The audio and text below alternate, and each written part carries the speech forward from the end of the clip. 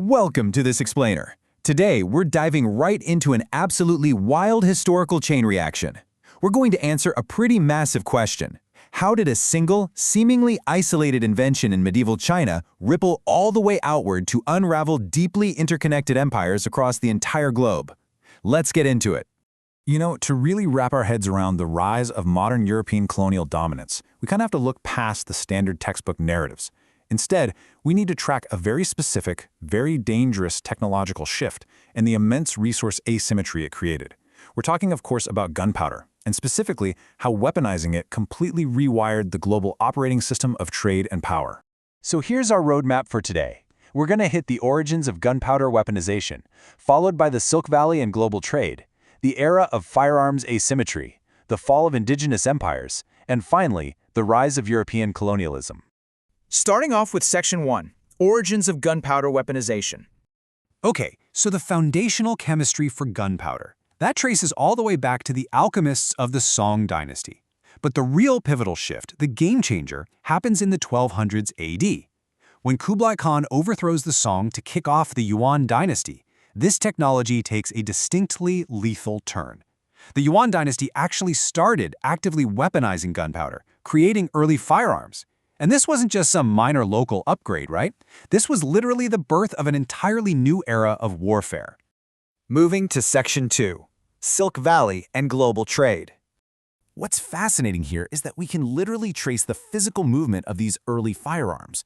From the Yuan dynasty, the technology didn't just stay put. It bled outward through these thriving, deeply interconnected economies. It traveled straight through the Silk Valley and the trading routes of the Alkanates. And through these vast geopolitical networks, those early firearms eventually made their way into Europe, completely setting the stage for a dramatic shift in global power dynamics. But before we look at Europe, we really need to understand the world these firearms were about to disrupt. For centuries, old maps have kind of artificially separated North, West, and Central Africa.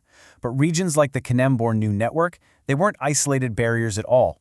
They were actually vital connective tissue, seamlessly linking ancient civilizations like Nak and Geno into this massive, global, trans-Saharan network. Section 3. The Era of Firearms Asymmetry. Let's break down this resource spike happening in Europe. After the Crusades kicked off around 1095, you had just immeasurable wealth flooding back into Europe for over 2 centuries.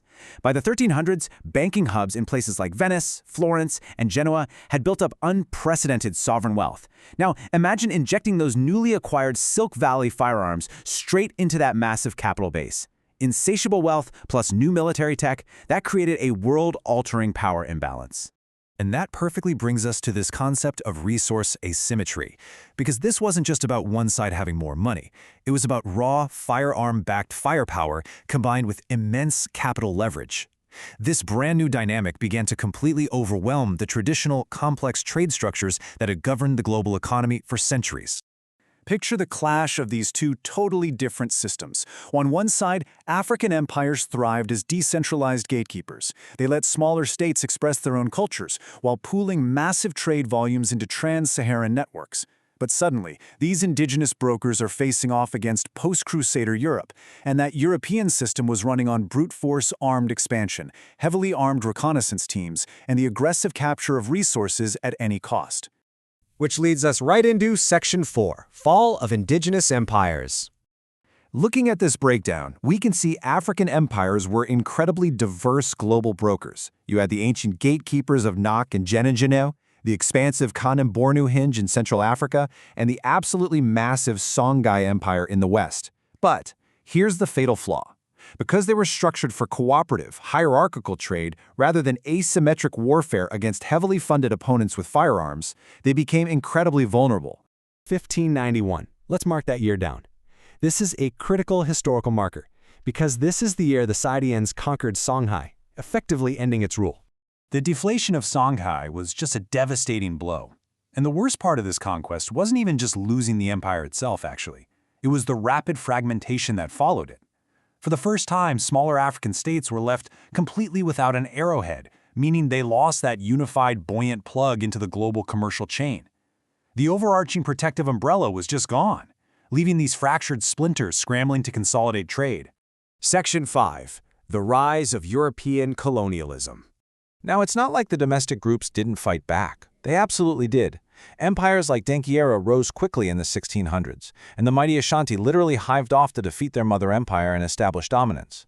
But this intense 18th century warrior activity, it was almost impossible to sustain.